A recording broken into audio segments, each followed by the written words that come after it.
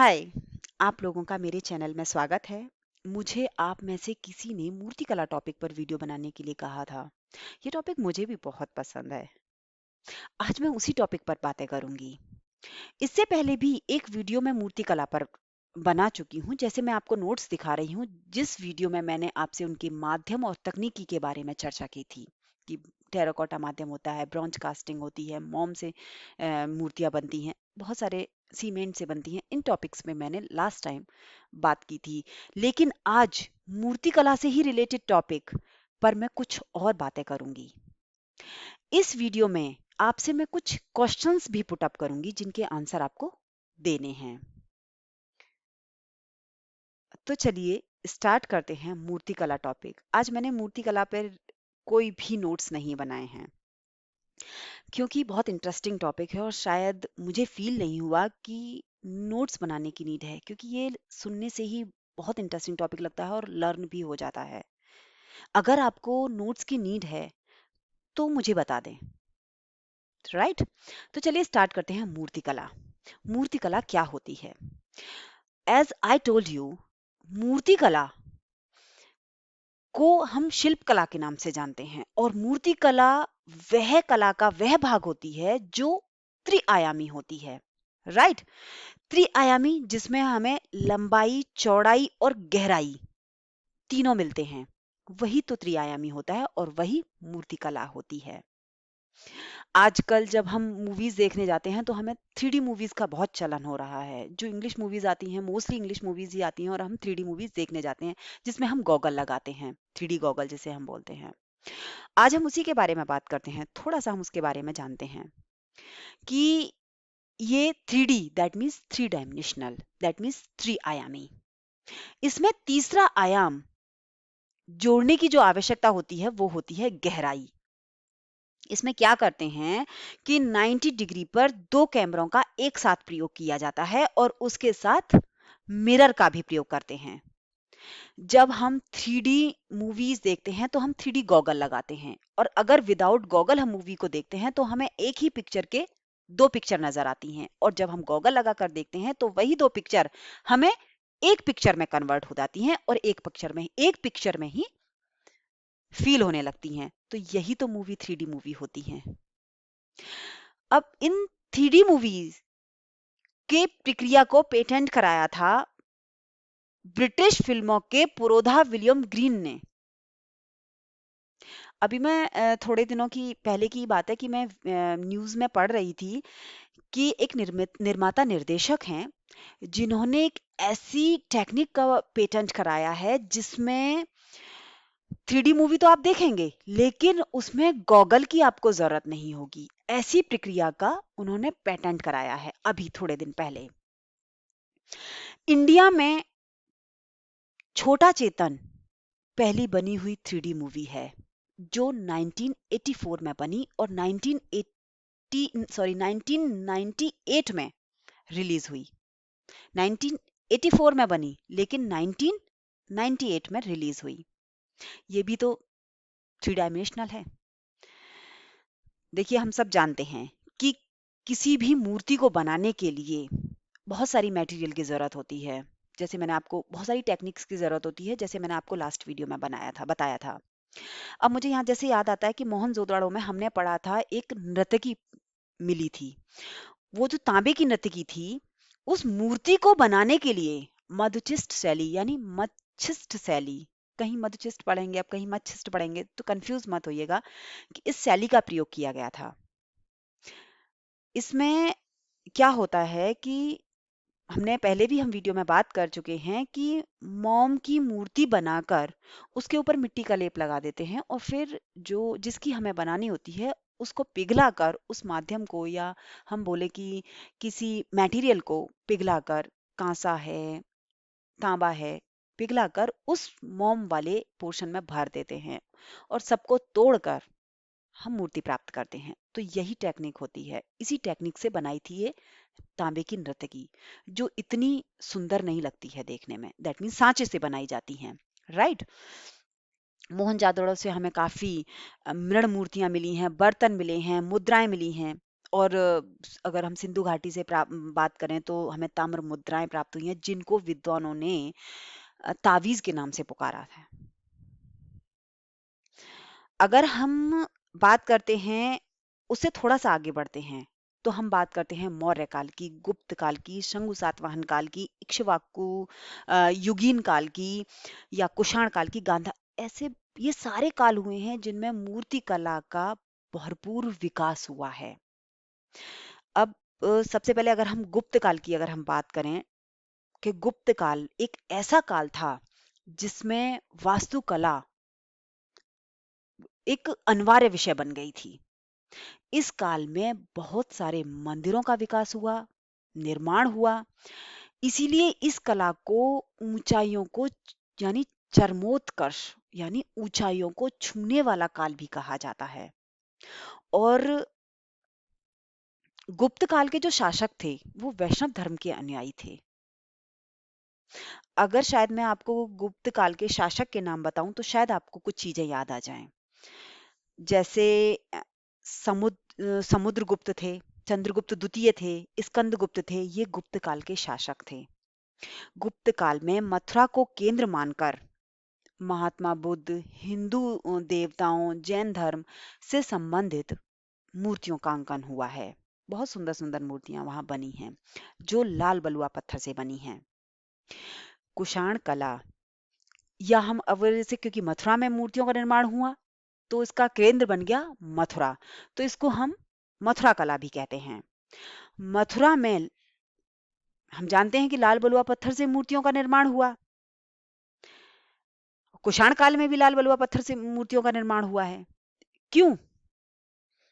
इसका एक रीजन रहा है, क्योंकि यह पत्थर पास में ही मिल जाता था और ये पत्थर मुलायम होता था। मेन रीजन तो ये था कि ये पास में मिल जाता था और ये मुलायम होता था और इजीली इसे कन्वर्ट कर सकते थे। अब मेरे माइंड में एक यहाँ क्वेश्चन आता है कि कुषाण कला, या जिसे हम मथुरा कला के नाम से जानते हैं, वो किसके समय पूर्ण यौवन पर थी, यानी पूर्ण विकास के टाइम पर थी? वो थे कनिष्क। कनिष्क के समय ये पूर्ण यौवन पर थी। इसीलिए मथुरा कला को पूरी तरह से भारतीय कला के नाम से भी जानते हैं। अब हम बात करते हैं गांधार कला की। गांधार कला पर यूनानी प्रभाव था, हम सब जानते हैं। यह गांधार कला लिटनर के प्रयासों से हमारे संपर्क में आई। दैट मीन्स उस कला को हमने जाना लिटनर के प्रयासों से, और इन्होंने ही इसको ग्रीक बौद्ध कला यानी ग्रीको बुद्धिस्ट कला के नाम से पुकारा। इसका क्या अर्थ हुआ ग्रीको बुद्धिस्ट? इसका अर्थ यह है कि गांधार कला का विषय भारतीय और यूनानी, उसकी टेक्निक जो है वो यूनानी है और विषय उसका भारतीय है। गांधार कला में सलेटी पत्थर का प्रयोग हुआ। यही मेरे माइंड में एक चीज आती है कि अगर नेट के बच्चों से पूछेंगे तो सिंपल लैंग्वेज में सलेटी नहीं लिख देंगे, काला और सफेद थोड़ा सा घुमा देंगे जिससे हम खुद कंफ्यूज हो जाएं। तो काला और सफेद पत्थर का प्रयोग हुआ है जिसको मिलाकर हम सलेटी बोल देते हैं। लेकिन अगर टीजीटी में पूछा जाता है तो सलेटी ही मोस्टली आ जाता है। किस तरह की पत्थर का प्रयोग हुआ? तो सलेटी पत्थर का प्रयोग हुआ टीजीटी पीजीटी और लेकिन नेट में पूछते हैं काला और सफेद पत्थर का प्रयोग हुआ। गांधार कला के जो प्रमुख केंद्र थे, अब यहाँ एक चीज मुझे याद आई, सॉरी, कि गांधार कला को हम उद्यान कला के नाम से भी जानते हैं, या श्वेत देश की कला, स्वात देश की कला। श्वेत तो सफेद को कहते हैं, वो मैं बोलना चाह रही थी, स्वात देश की कला। क्यों कहा जाता है उसे स्वात देश की कला? रीजन है क्योंकि वो स्वात घाटी में पनपी, इसीलिए स्वात देश की कला कही जाती है, जो अब पाकिस्तान के अंतर्गत आता है। इसीलिए अफगानिस्तान, पाकिस्तान जैसे देशों में गांधार कला पाई गई है। पहले तो ये पूरा इंडिया ही था, अब अलग अलग हुआ है। इसलिए हम इन्हें अलग अलग देशों के नाम से, अलग अलग देशों की कलाओं के नाम से भी पुकार लेते हैं समटाइम्स। भरहूत और सांची में स्थित कनिष्क की जो टाइम पे जो कला है, वो गांधार कला के बहुत अच्छे एग्जाम्पल हैं। अब हम बात करते हैं शंगु सातवाहन काल की। शायद हम इसी के बारे में थे, शंगु सातवाहन काल, जिसे हम शुंग सातवाहन काल के नाम से भी जानते हैं। शुंग सातवाहन काल आया कब? जब मौर्य वंश का अंत हो गया तो शुंग सातवाहन काल की नींव पड़ गई थी। इसमें भी मौर्य कला की तरह, मौर्य काल की तरह, मौर्य कला की तरह स्तूपों का विकास हुआ, तोरण द्वारों का विकास हुआ। जैसे मुझे याद आता है सांची का तोरण द्वार। इसमें जो आप देखेंगे सांची का, वो पूर्वी तोरण द्वार आपको मिलेगा, जो अलंकृत किया गया है। बहुत ज्यादा इस टाइम तो वही देखने को मिलता है, वो अलंकृत है। अब इन तोरण द्वारों को जो इतने अलंकृत किए गए हैं, इनके विषय में मार्शल ने हमें एक नया नाम दिया था, क्योंकि ये बहुत अलंकृत थे, तो इनको नाम दिया था वानस्पति शैली। क्यों वनस्पति, क्यों वानस्पति या वनस्पति के नाम से इन्होंने क्यों पुकारा था? समटाइम्स बुक में आप वानस्पति के नाम से भी, और किसी बुक में आप वनस्पति शैली के नाम से भी पढ़ेंगे। वो रीजन था इसका, मार्शल ने पुकारा था इसको। मार्शल ने इसलिए इनको वनस्पति शैली के नाम से या वानस्पति शैली के नाम से पुकारा, क्योंकि यहाँ पशु पक्षियों, हरे भरे पेड़, लताएं, इन सब का अंकन हुआ, बहुत ही स्वाभाविकता से हुआ, इसीलिए इसको वानस्पति नाम पुकारा था मार्शल ने। यही मैं आपसे आज कुछ क्वेश्चंस पुट अप करती हूँ,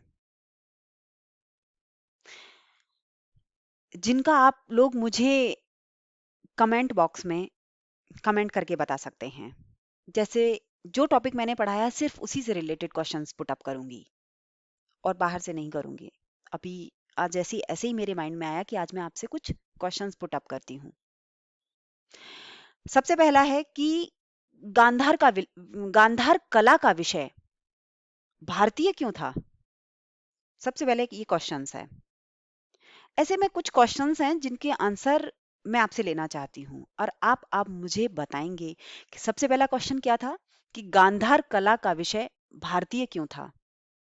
दूसरा, गांधार कला की टेक्निक यूनानी क्यों थी, तकनीकी यूनानी क्यों थी। ये दूसरा क्वेश्चन है, सॉरी। तीसरा क्वेश्चन है, मथुरा को ही मूर्तियों का प्रधान केंद्र बनाया गया। मौर्य काल में, कुषाण काल में मथुरा को ही प्रधान केंद्र क्यों बनाया गया? इनके आंसर सही से मैं एक्सप्लेन करूंगी तो नेक्स्ट वीडियो में। तब तक आप इसका मुझे आंसर दें कमेंट बॉक्स में, राइट? मूर्ति कला एक डीप स्टडी करने वाला बहुत ही इंटरेस्टिंग टॉपिक है।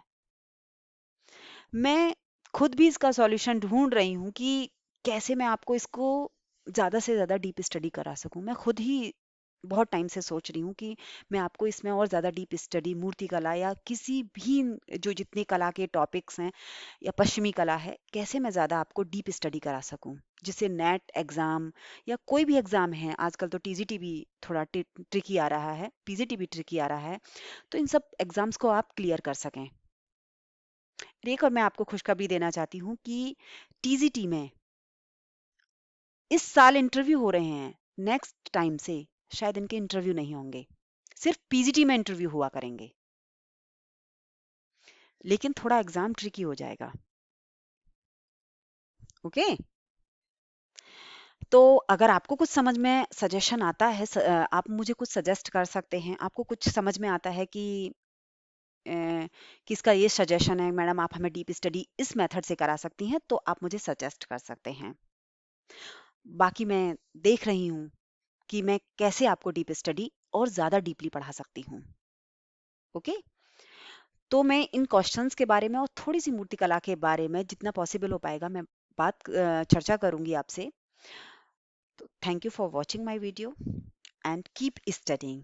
Bye for now.